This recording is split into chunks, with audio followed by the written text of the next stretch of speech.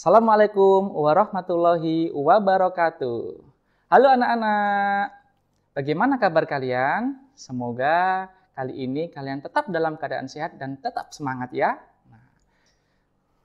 Tapi kali ini kita tidak belajar bahasa Inggris ya. Kita akan melanjutkan materi MPLS yaitu Assessment atau penilaian peserta didik di SMP Budi Utomo Perak Jombang.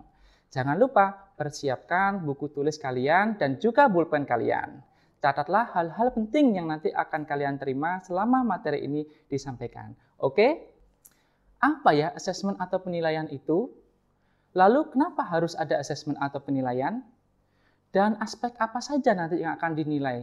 Serta bagaimana teknik penilaiannya? Nah, dalam kesempatan kali ini, pertanyaan-pertanyaan tersebut akan kita bahas dan kita kupas one by one, satu persatu. Jadi, tetap stay tune. Nah, kita akan jawab persoalan pertama kita. Apa sih assessment atau penilaian itu? Assessment atau penilaian adalah proses pengolahan dan pengumpulan informasi untuk mengetahui pencapaian hasil belajar peserta didik. Nah, kalian nanti sebagai peserta didik, apakah kalian berhasil dalam belajar? Tentu akan dilakukan suatu penilaian atau pengecekan. Penilaian adalah proses pengumpulan dan pengolahan informasi untuk mengetahui pencapaian hasil belajar kalian. Nah, kalian sebagai peserta didik dikatakan berhasil dalam belajar apabila kalian mengalami perubahan, seperti yang awalnya tidak bisa menjadi bisa. Yang awalnya tidak baik menjadi lebih baik, bahkan lebih baik. Dari awalnya yang tidak tahu menjadi tahu. Dan dari yang awalnya tidak terampil menjadi lebih terampil.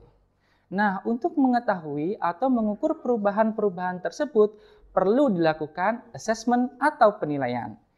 Jadi, penilaian atau assessment sangatlah penting dilakukan untuk mengetahui pencapaian hasil belajar kalian dalam menyerap atau menerima suatu materi. Nah, pernyataan tersebut sekaligus menjawab persoalan kita yang kedua. Sekarang kalian sudah tahu kan apa itu assessment atau penilaian dan kenapa harus ada assessment atau penilaian. Nah, sekarang kita kupas persoalan yang ketiga. Kira-kira apa ya aspek-aspek yang dinilai dan bagaimana teknik penilaiannya? Baiklah, menurut buku pedoman penilaian K13 2017 ada 3 aspek yang dinilai. Yang pertama adalah aspek sikap atau kita sebut dengan penilaian sikap. Yang kedua adalah aspek pengetahuan atau yang kita sebut dengan penilaian pengetahuan. Dan yang ketiga adalah aspek keterampilan atau kita sebut dengan penilaian keterampilan. Penilaian sikap merupakan kegiatan untuk mengetahui kecenderungan perilaku spiritual dan sosial peserta didik dalam kehidupan sehari-hari. Dengan penilaian sikap ini diharapkan kalian sebagai peserta didik menjadi pribadi yang lebih baik. Baik hubungannya dengan Allah Subhanahu wa Ta'ala maupun hubungannya dengan sesama manusia. Wah, ternyata sikap kita juga dinilai ya. Tapi harus tetap niat karena Allah agar amal ibadah kita dan kebaikan kita tetap berpahala.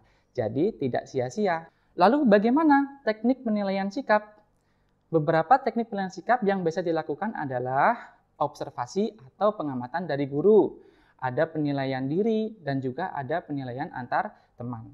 Dalam masa seperti ini, di mana kalian harus belajar dari rumah, penilaian diri cenderung bisa digunakan oleh peserta didik SMP Budi Utomo. Lalu bagaimana prakteknya? Prakteknya adalah kalian bisa mengisi angket penilaian diri yang nanti akan disediakan oleh sekolah melalui Google Form. Karena yang ngisi harus kalian sendiri, maka kalian harus mengisinya dengan jujur dan dengan sebenar-benarnya. Berikut adalah contoh penilaian diri yang nanti akan kalian isi.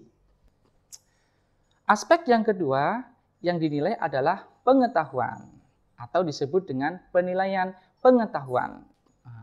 Berbeda dengan penilaian sikap, penilaian pengetahuan digunakan untuk mengetahui kecakapan berpikir peserta didik dalam menyerap suatu materi. Ada 3 teknik penilaian pengetahuan. Yang pertama adalah tes tulis, di mana tes ini soal yang dari guru dan juga jawaban dari siswa disajikan dalam bentuk tulisan. Contoh, soal-soal dalam bentuk pilihan ganda, soal dalam bentuk uraian atau isi, soal dalam bentuk benar dan salah, dan lain sebagainya. Yang kedua adalah teknik lisan, Dalam teknik lisan, soal berupa pertanyaan-pertanyaan yang akan disajikan oleh guru dalam bentuk lisan. Begitu juga jawaban yang diberikan oleh murid dalam bentuk lisan pula. Contohnya adalah tes wawancara. Dan yang ketiga adalah penugasan. Pemberian tugas kepada peserta didik untuk memperoleh dan meningkatkan pengetahuan. Contohnya adalah tugas individu dan juga tugas kelompok. Penilaian pengetahuan dengan teknik penugasan inilah yang nanti akan kalian sering gunakan ketika belajar jarak jauh atau belajar dari rumah. Aspek ketiga atau aspek terakhir yang dinilai adalah keterampilan atau kita sebut dengan penilaian keterampilan. Penilaian keterampilan adalah penilaian yang dilakukan untuk mengetahui kemampuan siswa dalam menerapkan pengetahuannya. Jadi, setelah kalian mendapatkan ilmu pengetahuan, barulah kalian menerapkan ilmu tersebut. Nah, penerapan itulah nanti yang akan dijadikan objek dalam penilaian keterampilan. Ada 4 teknik penilaian keterampilan. Yang pertama adalah penilaian praktek. Penilaian praktek adalah penilaian yang dilakukan untuk mengetahui keterampilan kalian dalam melaksanakan suatu praktek atau proses menyelesaikan suatu tugas. Contoh penilaian praktek adalah membaca karya sastra, membaca pidato, menggunakan alat-alat laboratorium, bermain bola, dan sebagainya.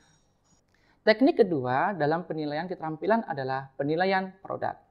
Penilaian produk adalah penilaian yang dilakukan untuk mengetahui keterampilan siswa dalam membuat suatu karya atau suatu produk. Contoh penilaian produk adalah membuat kerajinan, membuat karya seni, membuat lukisan, membuat naskah drama, dan lain sebagainya. Selanjutnya, penilaian yang ketiga adalah penilaian berbasis proyek. Penilaian berbasis proyek ini digunakan untuk mengetahui keterampilan siswa dalam menyelesaikan suatu proyek dalam waktu tertentu.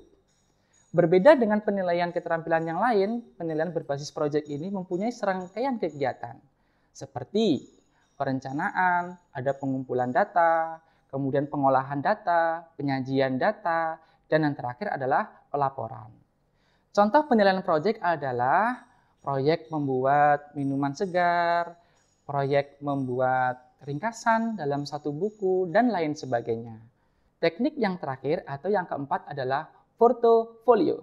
Tentu istilah ini tidak asing buat kalian, iya kan? Yaitu tempat penyimpanan semua tugas atau hasil pekerjaan kalian. Selain berfungsi sebagai tempat penyimpanan hasil tugas kalian, portofolio juga berfungsi untuk mengetahui perkembangan kompetensi kalian. Nah, sekarang kalian sudah tahu kan apa itu asesmen atau penilaian, kenapa harus ada asesmen atau penilaian, serta aspek apa saja yang dinilai, bagaimana teknik yang digunakan. Nah, tentu kalian sekarang tidak sabar untuk segera belajar dan mengetahui proses pencapaian hasil belajar kalian melalui penilaian atau asesmen. Demikianlah yang bisa saya sampaikan, semoga bisa bermanfaat. Pesan Bapak, utalabul ilma walau kana bisin. Carilah ilmu walau di negeri Cina. Tetap semangat walaupun pembelajaran jarak jauh dilakukan. Alhamdulillah, jazakumullah khairan. Assalamualaikum warahmatullahi wabarakatuh.